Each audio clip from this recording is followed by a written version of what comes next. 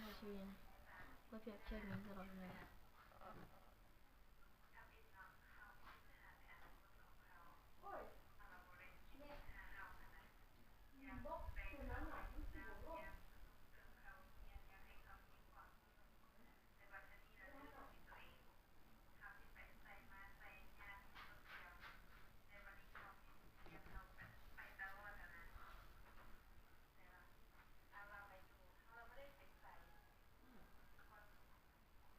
ตอนนี้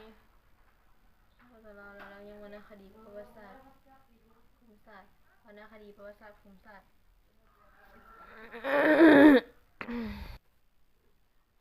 วิชาประวัติศาสตร์นี่ค่อนข้างหลายเลยเกินวิชาประวัติศาสตร์เอาแต่บทที่15มัน5บทหนึ่งเด้